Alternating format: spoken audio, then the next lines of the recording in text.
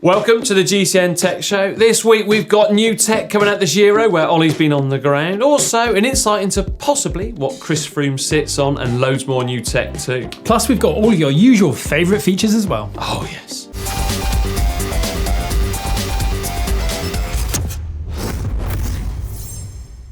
Right, first up then, some hunting around on the internet, and I've discovered a website. Actually, it's not the first time I've actually found them, but I thought it's worthy of a shout out. It's called Gibbi or Gibbi, not quite sure how you say it. It's a German company, and they do bike fitting technology. So as well as all the standard bits and pieces, things like saddle and foot pressure mapping, so you can find any imbalances or hotspots in your position. Pretty interesting, that, isn't it? Yeah, it is, and it's pretty clever stuff as well. They've been around for a while, and they've been working with Trek Segafredo, Team Ineos, and Mitchelton Scott, just to name a few.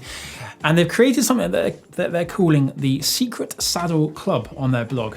And supposedly, this saddle that they've designed has been used in a significant race in July in France. I can't think of many. I can only think of one. Yeah, the Tour de France. Yeah, but for some reason they don't actually mention that. Yeah, who knows though, but I'll definitely be keeping an eye out on riders' bikes at the Grand Tours, because I reckon we're going to see one of these saddles being made into development, or certainly into production from the development stages going forward.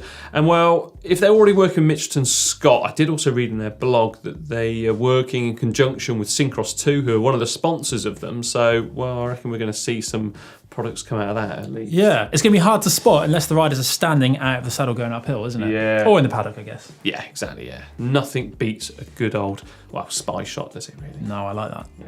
Right, next up then, Silca, a company whose origins come from Italy and is 102 years old, so it's been around a while. They're, really renowned for their track pumps that are seemingly everlasting. Yeah. I've had one from, Forever? probably, since the mid-80s, I guess, still going strong. People from the 60s and 70s, theirs are still going strong. Anyway, enough about this. They've already expanded their product offering into things like storage bags and bottle cages, even little multi-tools, but now they've just introduced some new handlebar tape too. So the Nastro Fiore and Nastro Pilotti. Yep, starting with the Fiore then, which is 2.5mm thick, ideal for riders who are after a little bit of extra comfort in the bars. Yep.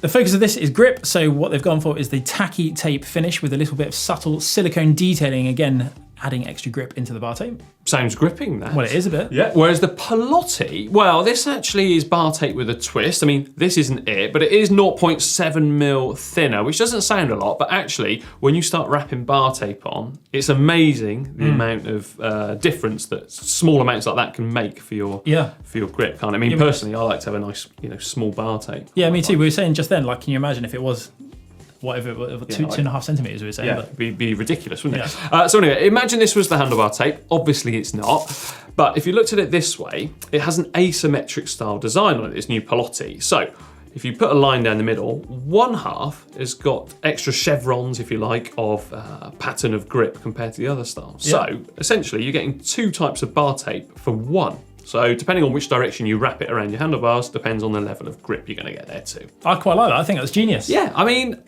at first I thought, the novelty factor, but the more I've thought about it, I thought, actually, that's really good, because it could come in handy for, different applications, couldn't it? The Madison on the track, John. When you get grippy one hand. Just on the top there, where you want to sling someone in.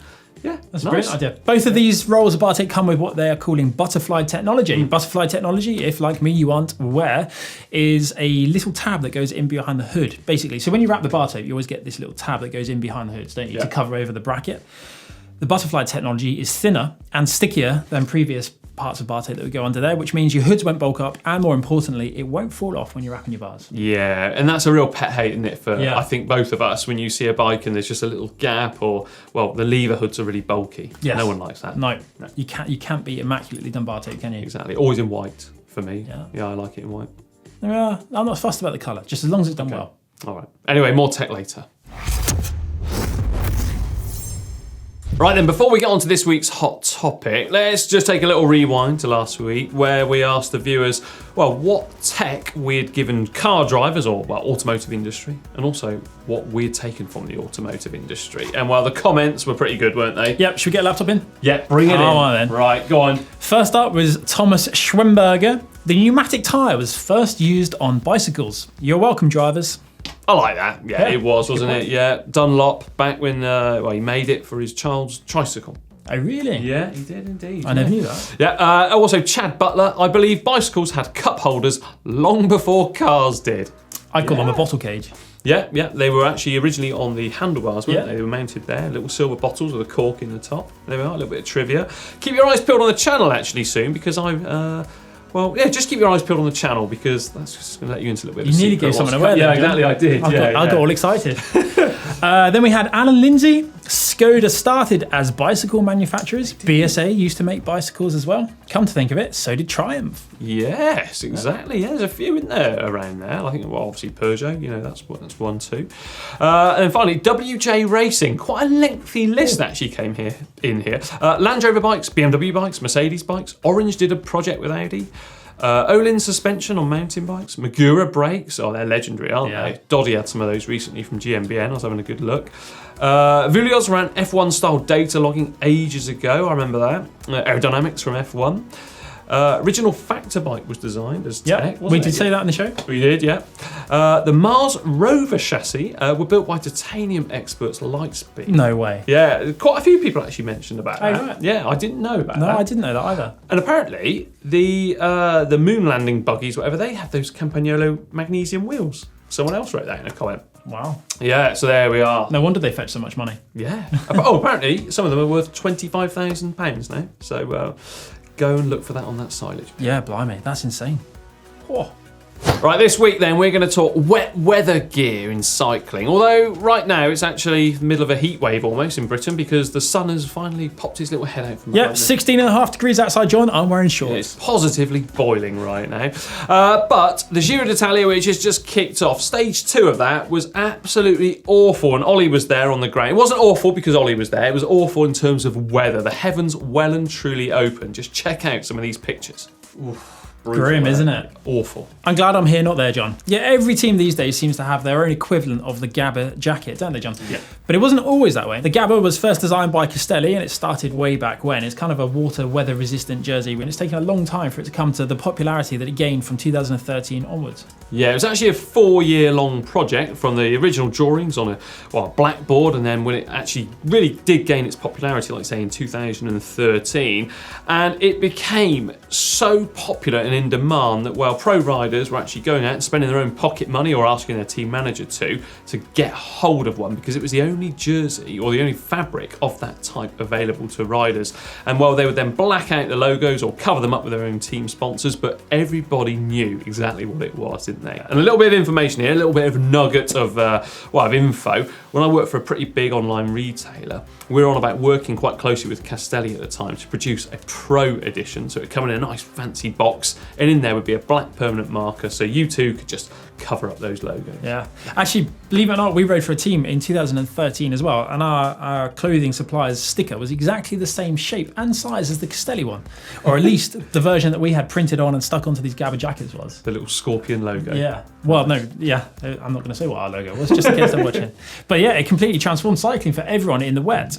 And it wasn't long before other manufacturers decided that Castelli were clearly onto something and they needed to catch up. Such was the success of the Castelli Gabba jacket that it became pretty much a colloquial phrase for a weather-resistant jacket that was neither a winter top or a rain jacket. Yeah, and I mean, for years and years, us cyclists, we had to basically make do with either putting on extra layers and becoming really hot and not having the sort of versatility of movement, and then also maybe using one of those horrible boil in a bag style jackets. They were awful, weren't they? Oh. With that really thick plastic that didn't really fold it. You couldn't fold it, it'd be like this big, wouldn't it? Yeah, they were terrible. It was like tarpaulin. Yes. But sometimes, if you're lucky, you had some vents underneath the arms. Yeah.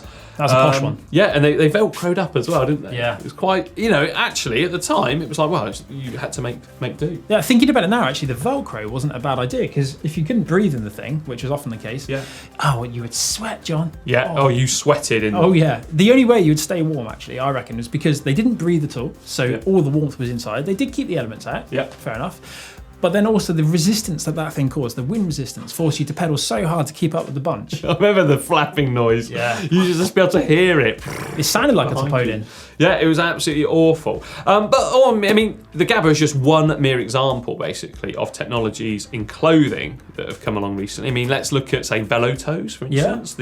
It's like an overshoe, but it's not. It's almost like a swim cap for your feet. That's exactly what it is, really, isn't it? It's made of the same type of fabric or material. It's rubber. Yep. And it's really close fitting and does actually give you such a tight seal that, well, water can't find its way in. Not from above, John. It does from below, up through the vents in the bottom of your shoe. So if you really want to go the full hog, you need to tape those over as well. Yeah, so you can take out your insole, put some gaffer tape in there, put your insoles back in, and well, Bob's your uncle. Aluminium insulation tape, that's the stuff you want.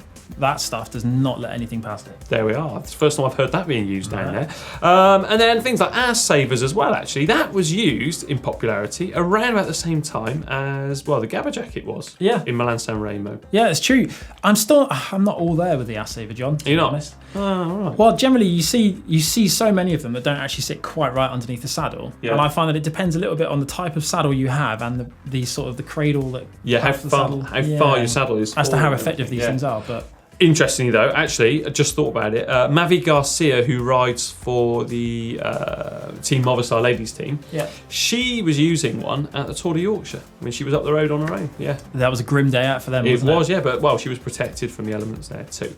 But it's got us thinking. With all these things aside, like hydrophobic fabrics and everything, what bit of kit has made cycling for you really revolutionised in terms of comfort? So, it doesn't have to be a jersey. It could be anything really from your bike. Well, that's a good question.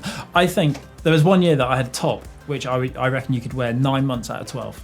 Really? And as soon as you have a piece of kit that's that good, you stop looking for other stuff. Yeah, it's strange where you have your go-to items that you use and you just sort of can't seem to shake off. No. But let us know though. Get involved in the comments. What bit of cycling clothing or kit has really revolutionised your comfort on the bike? Right, more tech now. And as we said at the top of the show, well, Ollie was out at the Giro and he managed to get a quick look at the bike of Primoz Roglic. So here we go. John, I know how much you love a Celeste Bianchi, so I've come over to the Jumbo Visma truck, especially for you. And I found loads of them. Look at that. This one, though, is Primoz Roglic bike, and he's, the moment of filming this, he's the race leader. That may change. But his bike is stunning, and it has a custom paint job on top of that absolutely exquisite Celeste that you love so much.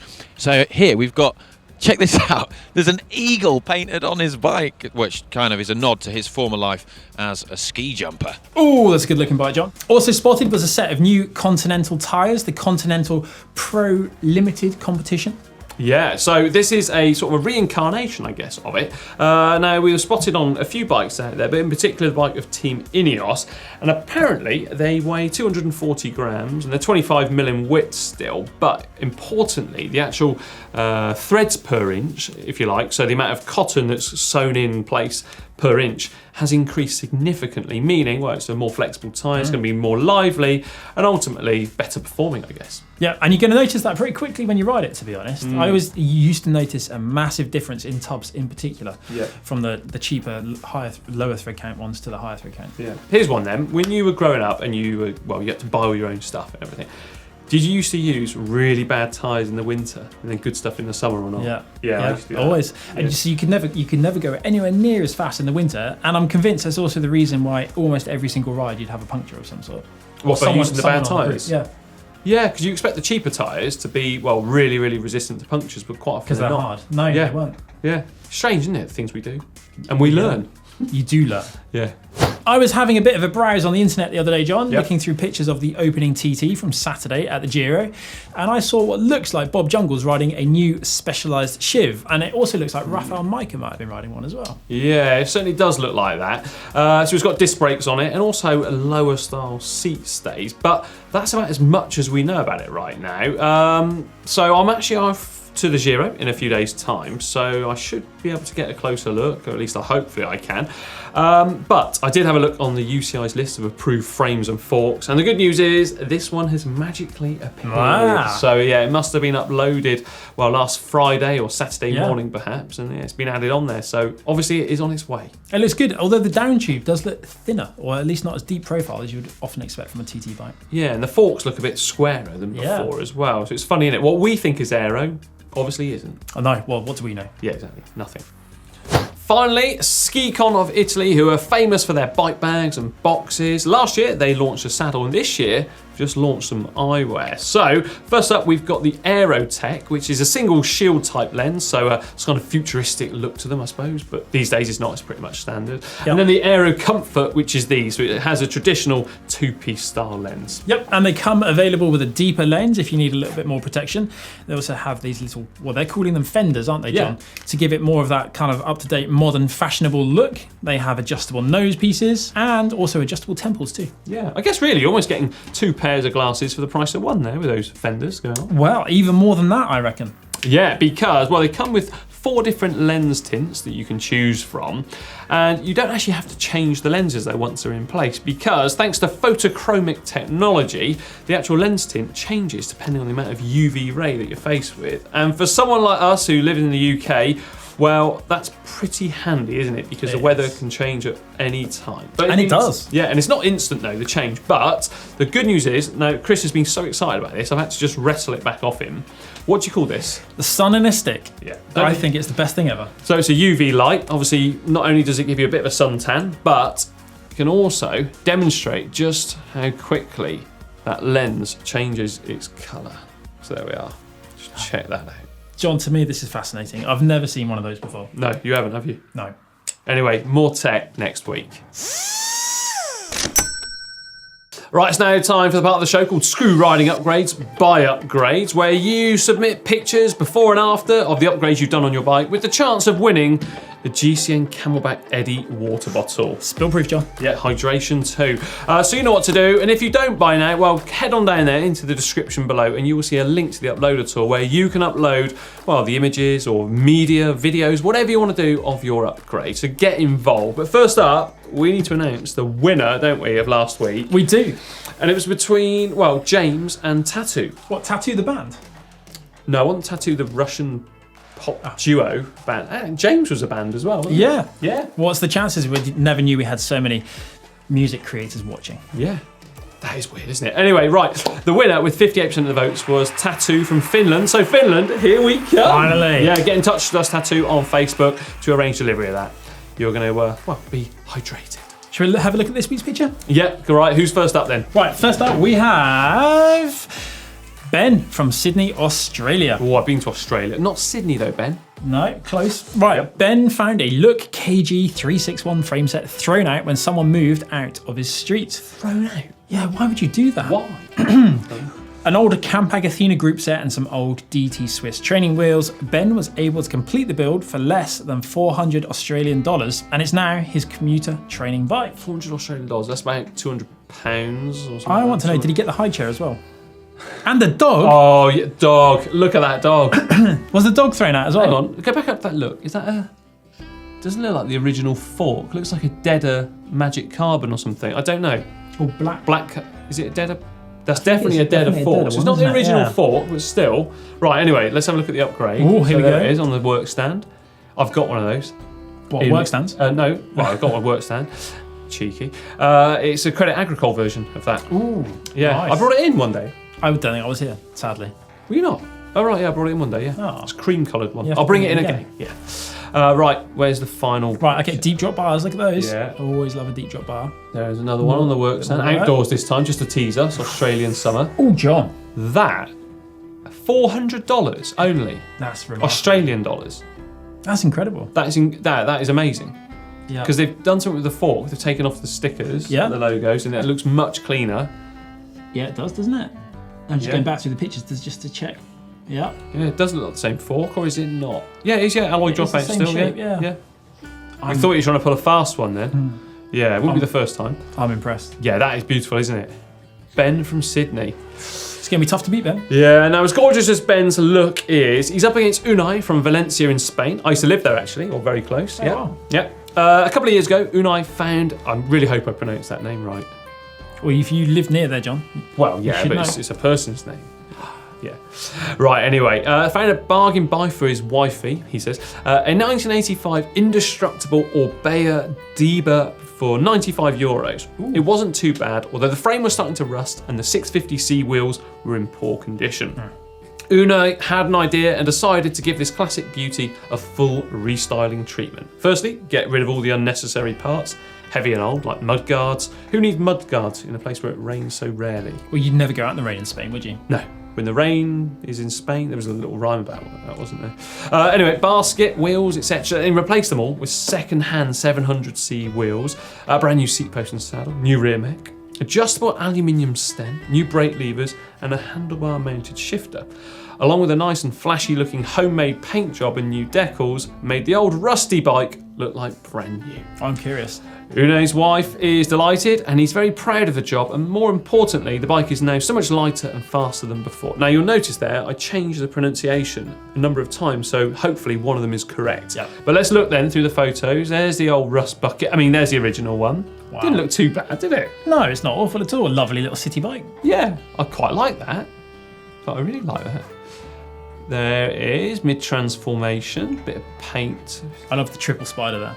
Yeah, that's beautiful, isn't it, that? And then, hello, here's trouble. Look at that. Yeah, That looks cool, doesn't it? it does. I really like that. Pink bars as well. Look at the angle of those levers. Yeah. It's a nice looking bike, isn't it? Yeah. I mean, Ben or Ooyy, who's it going to be? Valencia or Sydney? I Fashion versus function? yeah. Is that what we're going for? I don't know. Are we? Well, I imagine this one's much more practical than the other one. Wow, yeah, but I don't know. Either way, we don't get to decide, do we? Wait, no. Where is the pole, John? It's up It's over just there. over somewhere, there, isn't yeah, just up next to your hair. What? Yeah, click up there. John Cannings, it's now time for Bike of the Week, which is the time of the week where we put two bikes head to head in a bit of a battle. Last week we had two beauties from the Bristol Bespoke Bike Show. Yeah. And the winner was... Well, it was the Prova with 60% of the votes. And I absolutely love that carbon seat tube on that bike. Yeah. It's stunning. It was- So it was congratulations, yeah. So who we got this week? Well, actually, it's two teams that aren't World Tour, but are still in the Giro d'Italia. And first up is the De Rosa Protoss of Conor Dunn, the Irish road race champion who rides for the Israel Cycling Academy. So, yeah, like I've already said, it's De Rosa Protoss, got a Shimano group set, and also some Vision wheels on there too. And it's in that quite interesting sort of Irish champion style colourway. Oh, and a congratulations as well to Conor. Yes, because he's new dad. just become a dad before his 3-week holiday in Italy. Yeah. What who's perfect timing. The grandson of who? Sean Kelly. Yeah. Imagine how good he'll be at cycling. Yeah, legend. I'm going to get my laptop in so I can have a look at the competition for Conor Dunn. And it is, the Bottecchia from Androni Giocattoli. Yep. Both Shimano group sets again. Miche wheels on this one. Don't see Miche wheels much. No, you don't at all. Yeah. I quite like the black, the red and the white. Sorry. Yeah. I mean, that's not a bike we see very often, is it? At all, No. Bottecchia. I mean, Used by Greg LeMond back in 1989. yeah, it was. Yeah, very famously too. So, who's it going to be? Bottecchia or De Rosa? Two Italian brands. Lots of heritage in both of them. One thing I do know is there's probably twice as much material in Conor's bike than that Bottecchia. Yeah, he's a big lad, isn't he? Yes. Bottecchia, actually, the founder, was actually the first Italian winner, I think, of the Tour de France. So a bit of trivia there. No too. way. And Ugo De Rosa taught Eddie Merckx how to build bikes. Said that That's last the week. best anyway. accolade ever, isn't it? Yeah, right. Okay, you know what to do. Vote up there, top right-hand corner. Who's it going to be? Right, it's now time for the Bike Vault, the part of the show where we rate your bike either nice or super nice. Ooh, one of my favourite times of the week. It is, isn't it? But first up, Chris, tell them at home how their bikes can get into the Bike Vault. Use the uploader, which is down in the description. Simply click on it and submit your photos and a description. Yeah, and Chris, what happens if someone gets a super nice? Well, John, we Just like that. Oh, slick. Right, and with no further ado, let's crack on. First one this week. It comes in from Amos from Millersdale, Monsell Trail, Bakewell in the Peak District. I once got fourth in a hill climb there. Oh, Monsell Hill Climb, was it, John? Yeah, yeah. What time did you do? I was really hungover, I don't know. Russ Downing won it, and he had actually forged my signature on the entry, and I had to turn up the next day. True story, that, Russ. I'll never forgive you for that. Right, okay, so anyway, Amos's bike is a frog bike, the Team Sky edition. And Amos actually wrote us a nice little note with this. It's, my name is Amos, I love my bike. I've been on a 10-mile time trial with my dad.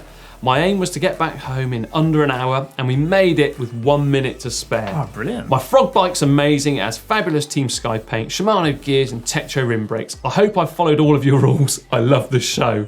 How cool is that? Wow. Amos, Let's have a look. the rules. Has he? Yeah. Valves are lined Valves up. are lined up. Pedals good. Yeah. There's a bottle in there. Yeah, but that's, I mean, you've got to be hydrated. Yeah. That's key. Amos, Safety first. I mean, he's going to keep dry. Yeah. He's also Reflectors on. He's got reflectors and also reflectors on the wheels too. So Yeah. any cars coming from the side, he's got a belt. Amos, congratulations. Yeah. Woo! Amos, nice work. I like that. Right then, Chris, who's up next? Next up, we have Scott from University Place, USA. Oh, look at that bike. Giostorino Super Record. Oh my That goodness. is beautiful, Look at that isn't frame it? pump and those time pedals. No, they look PP76, I think. Right, They're sorry. the first ones. Same colour as the timer keep pedals were. Yeah. That's what threw me. That's I why know. John knows his stuff and I don't. I had a pair of those. They were awful. those John, that pedals. looks amazing. Well, they were heavy. They were good at the time. That does look. Look at the bike rack. Oh yeah. How cool is that? A bit of carpentry going on there. And the wall behind it. Do you know what? That bike is beautiful. Tyres, original Clements, it looks like as well. Not quite lined up. Saddle, not really period correct, but some of these things can. You don't see the saddle when you sat on it. Exactly. I like that, John. I really like that. Look as well, right? So Scott has done the gear levers in exactly the same place on either side. So, you know, they're sort of shadowing one another, if you like. You can forgive him the valves then. Yeah, super record as well. There's also- Large flange hubs. Yeah. John, I like that. Yeah. Come on. Give it a ring. Yes. Nice work, Scott. Okay, next up is Giles or Gillis or Gills from the Cotswolds in the UK. Pretty sure it's Giles though, but we got Giles in the office. Could be Giles. We call him Gillies, don't we? Sometimes. He gets called everything. Yeah. Poor Giles. So this is Giles's Trek Domane SLR Shimano Ultegra. It's got Di2 group set, Bontrager wheels. It's well kitted out, that bike, isn't it, of Giles? Yeah, it is. You're going a long way on that bike, I would say. I think from memory in the description it did say it was part of a 2-day adventure riding, I think, from the Cotswolds down to Land's End. So the Cotswolds, actually, you Nice. live one side of them, or Yep. sort of in the middle, and I live the other side, don't I? Yeah, it's true, yeah. Yeah, true My story there, front Giles. houses. Yeah. I like that. That exact frame and that group set and everything was the first disc braked road bike I ever rode, and I loved it, actually. Was it? Yep. I had one of those last year. It's got all the old decouplers, isn't it? Yeah. Yeah. Is it super nice? I actually think it is. Do you? Well, can you imagine what it would have been like? The countryside ride through the Cotswolds, down to the sea at Land's End. That is true, actually. Pulling your heartstrings there. Yeah. Yeah. I think that's what's done it for me. And the fact that it's, I've never tried bike packing, which is what that looks like to me. And I don't know if I want to, but looking at that makes me think maybe I do. Yeah, you've almost sold me on the thought of it too. You know, because at first I look at that and I think, oh my word, it's full up with bits and pieces. But actually, knowing the roads that Giles would have been using, that's the bike for the job, isn't it? Yeah, it is. Yeah. What do you reckon, John? Yeah. Go on then. No pressure. No pressure. Right. Oh. Oh, Dean from Florence in Italy. A Gino Bartoli Legnano. Legnano. It's the GN is like gnocchi, so it's like I'm up all night to eat gnocchi. Yeah. Yeah. Legnano. That is beautiful, isn't it? Look at those cables. Yeah. That's when bikes were, braze-ons were just a mere dream. Yeah. The bottle cage, well, that's clamped on. Cables, clamped on. Front mech, clamped on. What changed in technology that meant you could brace things on? I think. Just advancements in technology. I don't really know. Don't really know. It wasn't like the tubes were too small, because you can get rivets on a steel frame bike, but it's beautiful, that, isn't it? It is, yeah. It's mustard. Yeah. I personally, I really like that. You don't see many of them. No. Don't see many of them. I've never seen one before. Good friend of mine, Camille, he had one. Yeah. Red housing as well. See those levers lined up? Do you know what? I mean, Come on then. Yeah, cool. Super nice. Right, What are you giving me today, John? Final one this week. Conago C40. That is nice, isn't it? With the old, the B stay and the HP seat stays, chain stays. Yeah. Nicholas in Munich, Germany. Look at that. DT Swiss wheels. Is it Victoria tubs or hinges? Chris King headset. Yeah. Wheels are DT Swiss wheels. Done the wheels, John. Yeah. You have, yeah. I couldn't see. I like that. I've got the same rear light as you have. That's where the similarities end. Yeah, I know. I did race a Conago for 2 years, actually. You did actually, yeah. With Campo both years as well, I think. Yeah. That's nice, isn't it? It is nice. The C40 was always the dream, wasn't it? It's so nice, but I feel cranks, Yeah. wrong position. I'd rather have 2 bottles or no bottles. Okay. The back wheel, it's just not focused that well. See, like the bottom there, the DT Swiss logos. Do you think this is perhaps taken on a phone which has the inability to focus on everything? Well, no, actually, that's what phones do well, isn't it? Yeah, they're pretty good at that. Saddlebag as well. I like those C40s are so iconic. That's the thing. And I just feel that it's probably not been done the justification. I think you could have put it against the wall. Yeah. Actually, instead of against the decking, because that detracts from the rear mech. Yeah, Nicholas, that was so close, mate, but it's painful, isn't it? Just a nice. Well, a nice is better than it's not a nice super bike. Yeah, it's a nice super bike, super fantastic bike. Yeah, you know what to do then. Get involved. Use the uploader tool found there in the description below because we love going through them, don't we? Yeah, we do. It's one of my favourite things to do when I come into work. Actually, he does it all day, every day. Well, I don't, but I'd like to. Nearly time for the end of the show, but don't worry, we've got loads more great content coming up, including stuff from the Giro d'Italia where Ooyy currently is. I'm about to go out there, so I can't hang around too long. But on Monday, the maintenance video is, well, I'm going to be showing you what I'm going to be building a bike into. I'm going to leave it there because it's a bit wild and wacky, this one, but, well... I'm quite excited to see that because I haven't seen the finished product and I'm pretty sure it's not in the building anymore, is it? Oh yeah, you saw the original one, didn't you? I did, yeah. Yeah, God, crumbs, that was... There was a bit of monstrosity, wasn't there? I'm looking forward to that. Yeah. If you want to do anything else right now, check out shop.globalcyclingnetwork.com and try and get your hands on some of our merchandise. Yeah, limited edition actually, these ones, aren't they? Strictly limited, so you have to be quick. Selling like hotcakes. And well, for 2 more great videos, how about clicking on Christopher OP here? And click on John Canning's over here for another one. We'll see you next week. Don't forget to give us a big thumbs up. Yeah, share it with your mates.